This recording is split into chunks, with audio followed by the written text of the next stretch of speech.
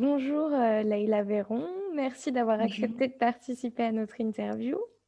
Donc, vous êtes docteur en langue et littérature française et Oui. maîtresse de conférences en stylistique et langue française à l'Université d'Orléans.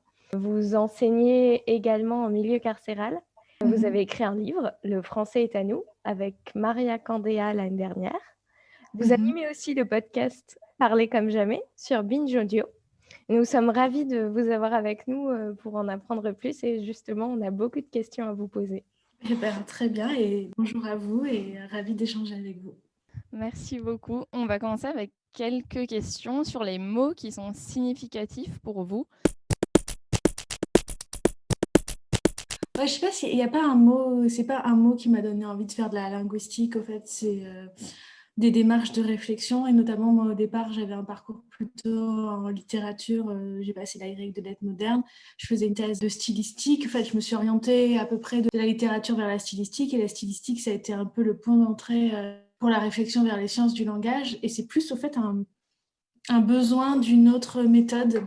Donc c'est pas un mot qui m'a donné envie de m'intéresser à la linguistique, c'est le besoin d'une approche, d'une méthode, d'un sérieux au fait.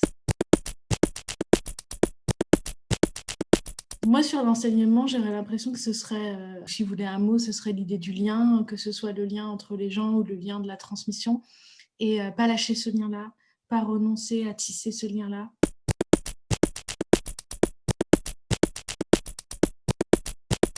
Ça varie tout simplement selon le besoin des établissements pénitentiaires. Je ne suis pas restée dans le même. J'ai beaucoup bougé géographiquement, donc j'ai changé d'établissement pénitentiaire aussi. Déjà, suivant le type d'établissement pénitentiaire où vous êtes, vous ne faites pas la même chose, suivant les profils que vous avez, suivant ce que le pôle scolaire recherche. Les maisons d'arrêt, par exemple, c'est des maisons, soit c'est des personnes pas encore jugées, soit c'est des peines courtes. Vous voyez, 2 ans au moins. Donc, vous n'allez pas pouvoir faire le même type d'enseignement quand il y a des gens que vous allez voir 3 mois, 2 mois, ou quand c'est des centrales, ou quand c'est des longues peines. Donc, globalement, je fais ce qu'on appelle le niveau supérieur. Je ne fais pas d'alphabétisation, par exemple. Et ça, c'est le niveau supérieur en prison, ça commence dès le brevet. Et dans l'établissement où je suis, ce que j'aime bien, c'est que je fais un peu des préparations aux examens, des suivis, mais on fait aussi des cours de culture générale qui peuvent prendre différentes manières, soit de l'écriture, soit de la lecture.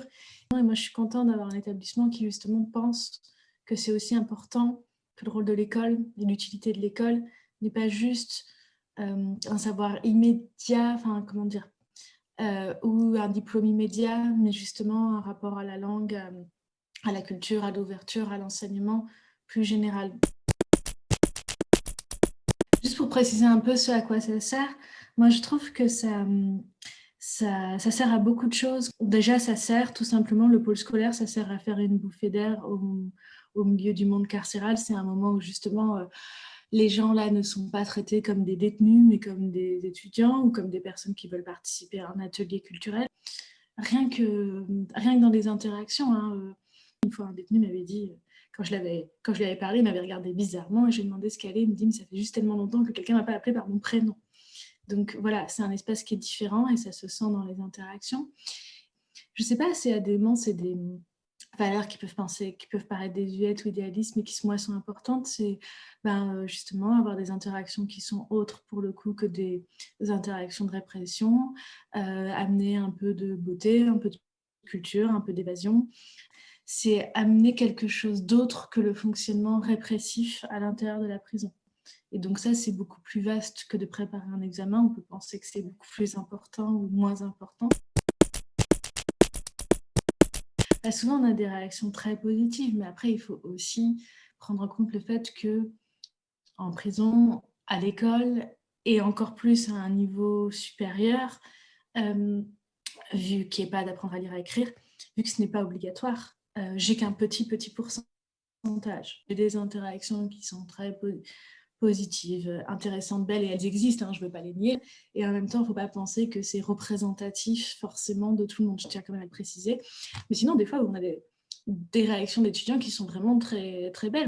Je sais que quand j'étais à Rennes, il y avait des détenus qui avaient passé le brevet et que vraiment, quand elles l'ont eu, pour pas mal d'entre elles, il y avait des réactions qu'on n'avait jamais vues de pleurer de joie, de se dire qu'elles n'auraient jamais pensé de leur vie qu'elles auraient un diplôme. C'est impressionnant de voir à quel point, même parmi les gens qu'on pourrait penser justement sortis de ce système scolaire, la validation de l'école reste hyper importante symboliquement. Ça marche très bien en fait, de fait tout simplement, on lit et on échange sur ce qu'on lit. Il y a des questions de niveau aussi, parce que quand les gens n'ont jamais lu un texte, par exemple un texte poétique, c'est très très dur d'introduire ça. Ils vont nous demander pourquoi le texte n'est pas écrit normalement, on va dire parce que c'est beau. Mais après, c'est plutôt des cours qui marchent très bien. Il y a des textes qui marchent mieux que d'autres, hein, mais moi j'aime bien apporter des nouvelles, par exemple, parce que comme ça on peut les lire de A à Z et on peut les lire ensemble. Il y a un texte aussi que j'aime bien d'Ino Buzzati qui s'appelle Quiz aux travaux forcés, parce que c'est des histoires de détention. C'est dans une espèce de prison un peu imaginaire, où en fait tout le monde est condamné à perpétuité, mais pour s'en sortir, il y a une occasion, c'est, on ne sait pas à quel moment et tout, mais on est balancé par rapport devant la foule des gens, c'est la nouvelle que je vous raconte là, et il faut raconter, s'ils applaudissent à la fin, vous êtes libérés, et s'ils sifflent, vous rentrez en prison. Et il se trouve que c'est une foule de gens horribles qui, à chaque fois, les détenus essaient de les émouvoir en leur disant ma femme, mes enfants, etc. Ça les fait juste rire et que jamais personne n'a réussi à sortir. Et la personne qui raconte la nouvelle, c'est un détenu, il lui dit ça y est, moi j'ai trouvé le truc. Donc un exercice que je fais qui marche bien, c'est que je leur demande, eux, d'écrire quel est leur truc. Et puis après, de lire devant les autres détenus et voir si les autres détenus ici sifflent ou ils applaudissent. Et du coup, on met aussi le texte en pratique. Et voilà, ça c'est des petits exercices à la fois de lecture, d'écriture, d'analyse, mais qui peuvent aussi faire des moments d'échange, de débat, qui marchent bien, parce que généralement, des gens qui viennent au pôle scolaire, ils ont aussi envie d'interagir, de discuter. Et donc, il faut que ce soit des textes sur lesquels on puisse discuter, qui puissent susciter le débat. Ça, je pense que c'est une question, forcément, c'est aussi pour ça que ces lieux-là m'intéressent. Et je pense que c'est une question qui est vaste et qui a plein de réponses possibles. Et moi, c'est quelque chose sur lequel j'aimerais bien travailler. Pour l'instant, la prison, ça a été un lieu de pratique pédagogique et j'aimerais bien le lier à ma recherche. Ça fait partie de mes projets à long terme. Et pour répondre à bien sûr que c'est un lieu de pouvoir, et c'est intéressant de réfléchir aux différentes langues, tout simplement, qu'il y a à l'intérieur de la prison et qui vont renégocier ces rapports de pouvoir. Déjà, il y a différentes langues institutionnelles, parce que, pour le dire très vite fait, il y a la main droite et la main gauche de l'État en prison, hein. Il y a la langue un peu de la répression et qu'on le voit même dans l'adresse des surveillants aux détenus, voilà, ne serait-ce qu'encore une fois, par des noms, par des numéros. C'est pas la même chose que l'adresse que moi je vais avoir par les prénoms, vous voyez. Donc déjà ça, c'est différentes langues institutionnelles. Il y a différentes figures institutionnelles, il y a l'école, il y a la justice, il y a les travailleurs sociaux, il y a tout ça. Et après, à l'intérieur même de la prison, donc il y a déjà ces différentes langues institutionnelles, puis il y a des différentes langues aussi. Quelque chose qui est très connu, c'est qu'il y a un argot institutionnel spécifique à la prison, mais il y a aussi des argots spécifiques aux détenus. Donc il y a une langue de pouvoir institutionnel qui se définit par un caractère cryptique particulier, et forcément il y a des contre-langues cryptiques qui y répondent. C'est intéressant. Si on reprend Bourdieu, par exemple, sur les marchés linguistiques, il parlait de la prison comme un marché très franc, mais en prenant pour ça les échanges entre détenus. Mais c'est peut-être le marché à la fois le plus tendu, parce que le plus institutionnel, avec ce langage institutionnel très fort, et en même temps ce contre-marché franc à l'intérieur du même endroit, avec tous ces codes, tous ces argots. Tous les détenus ne parlent pas non plus le même argot, la même langue, puisqu'on retrouve des variations qu'on retrouverait logiquement à l'extérieur. Des fois, je teste les mêmes supports, l'université et la prison, pour voir un peu les différentes réactions. Moi, je dirais qu'une grosse différence, c'est qu'en prison, je ne commence pas du tout par l'écrit. Parce que la plupart du temps, les gens ont une grosse difficulté par rapport à l'écrit. Et des gens viennent aussi pour parler, pour échanger. Et si on les colle à écrire quelque chose, ça va les frustrer par rapport à leurs envies. Et ça va les frustrer par rapport à leur niveau. Donc, il faut avoir des supports, des supports imagés, écrits, etc.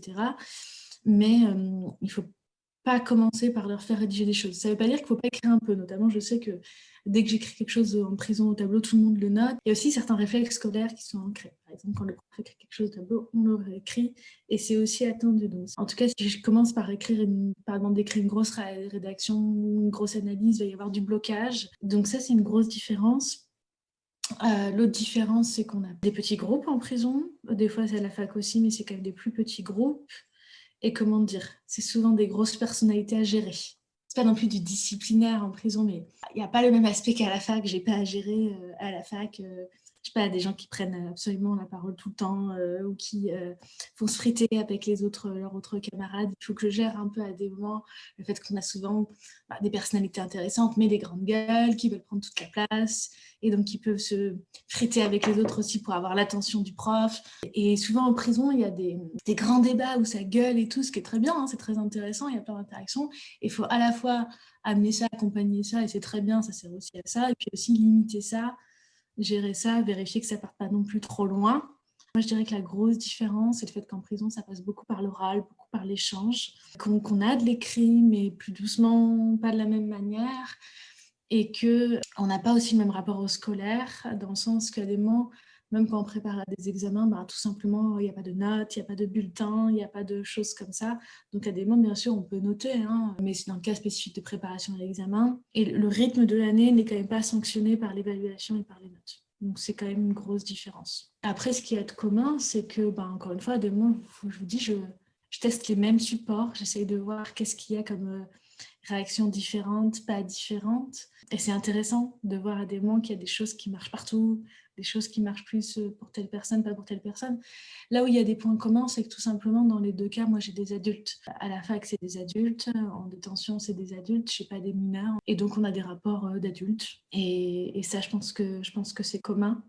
Après, souvent, contrairement à ce qu'on pourrait penser, mes étudiants en détention ont un petit profil réac qui me disent vos élèves, ils ne savent pas la chance qu'ils ont d'aller à l'école, etc. Et tout, il faut leur dire, moi j'aurais bien aimé. Enfin, c'est pas forcément vrai en plus suivant leur parcours, mais en tout cas, ils me disent de leur dire. On reparle des questions de neutralité, d'objectivité dans la recherche et des questions de Weber autour de la neutralité axiologique et que souvent il y a des gros contresens dessus et que je voulais faire un fil dessus justement sur ce que c'était l'objectivité et la neutralité axiologique selon Weber. Moi, je pense qu'on a simplement des devoirs de se poser des questions dessus, de faire attention à ça et de se poser des questions sur ça, sur les limites, sur l'expression, dans la recherche, mais aussi et d'ailleurs surtout peut-être dans l'enseignement. J'aime bien Weber d'ailleurs dessus, mais pas de la manière dont Weber est souvent compris, mais plutôt dans ce qu'il dit lui-même, par exemple, que dans l'enseignement ou même dans la trajectoire du philosophe, l'idée n'est pas de dire vous avez tort en pensant ça ou ça, mais de montrer les conséquences d'un système de pensée, les conséquences logiques, jusqu'où un certain système de pensée ou jusqu'où une certaine de position éthique va. Ça, je trouvais ça intéressant. Il faut se poser cette question-là. Oui, moi, je pense qu'on a un devoir de ne pas imposer notre subjectivité, nos choix. Je pense que c'est important de faire attention à ça, ne serait-ce encore une fois dans l'enseignement pour accueillir toutes et tous nos étudiants. Et je pense que tout simplement, c'est pas une réponse très originale, mais je pense qu'elle est vraie. Il faut essayer d'avoir conscience, vu qu'on n'a pas l'objectivité, ça n'existe pas, vu qu'on est des êtres situés et subjectifs, avoir conscience de nos situations, de nos choix, de nos subjectivités, pour pouvoir tout simplement les encadrer, les limiter et savoir dans quel moment, dans quel contexte on peut se permettre de les mettre en avant, de ne pas les mettre en avant. On peut réfléchir à comment on les exprime. Est-ce qu'on les exprime par une analyse? Est-ce qu'on les exprime par le choix d'un objet d'étude? Je pense que c'est ça. Essayer d'en avoir conscience et essayer de l'admettre avec honnêteté. Je pense que ce qui compte plus, c'est l'honnêteté plutôt que l'objectivité, parce que je pense que l'objectivité, on ne pourra pas l'atteindre. Mais essayer d'en avoir conscience avec honnêteté.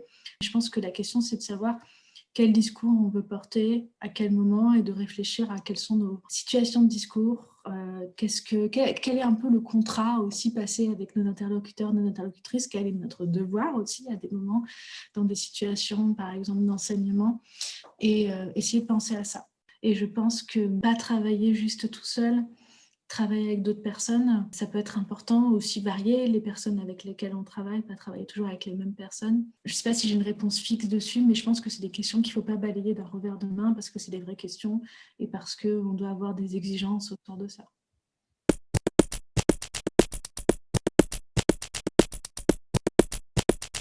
Au départ, quand j'ai commencé à intervenir en prison, j'ai été au Génépi, l'association Génépi, qui avait une vision très horizontaliste. Et moi, ça me gênait un peu parce que je trouvais que c'était pas très honnête. Le côté en mode, ouais, on est pareil, on s'apporte des choses mutuellement. Bien sûr, on peut s'apporter des choses mutuellement, mais il y en a un qui est dehors, un qui est dedans. Donc en réalité, c'est pas la même chose.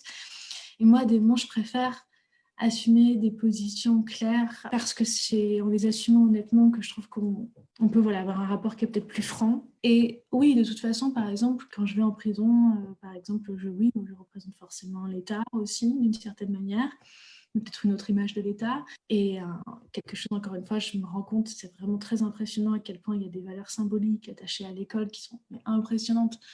Quand vous voyez des chefs de gang qui font « ouais, moi j'ai eu 14 et tout, et lui il a eu 8 », on se rend compte des valeurs attachées à l'école, aux notes, ce genre de choses. Je pense qu'il y a forcément une position institutionnelle, hiérarchique, et qu'à des moments on a besoin aussi de cette position hiérarchique pour faire des cadres et des limites. Après, il y a deux choses qui permettent que ce ne soit pas, à mon avis, aliénant ou autoritariste. C'est d'abord, encore une fois, d'être dans des relations entre adultes. Il y a quand même un choix, un engagement des deux parties. Et puis ce que j'aime bien dans la relation d'enseignement, c'est que le but n'est pas d'établir une dépendance. Le but, au contraire, est d'établir une indépendance. Le but est qu'au bout d'un moment, la personne puisse le faire sans nous et puisse travailler sans nous. Moi, je ne peux pas leur donner tous les cours de la fac. J'accompagne des gens qui suivent des cours à distance, en prison, je veux dire. Et donc, le but, encore une fois, est de donner des impulsions, d'accompagner pour que ce soit sans nous. Et je pense qu'à la fac aussi, c'est pareil. Le but est d'accompagner, de semer des choses, de semer des questionnements, de donner des méthodes pour que ce soit après sans nous. C'est un lien où, à des moments, même s'il a des côtés institutionnels et hiérarchiques, je pense que ce qui peut faire qu'il soit justement pas aliénant, mais vraiment émancipateur pour le coup, c'est le fait que c'est un lien qui est fait pour être défait et qui est fait pour que le but, ce soit l'indépendance de la personne. Justement, c'est pas du tout à des moments des relations de maître-élève un peu archi-dépendantes, comme on en voit, comme on en a dans certaines mythologies. Au contraire, le moment où la personne n'a plus besoin de nous, c'est qu'on a bien fait notre travail en quelque sorte. Ça, c'est une question que je pose aux gens d'habitude. Vous savez, quand on est en linguistique, on essaie de décrire plutôt les usages des gens. Alors, à des moments, peut-être qu'on ne se pose pas la question de nos propres usages assez. Mais non, moi, je vais attendre de voir ce que les autres gens disent pour décrire ce que les autres disent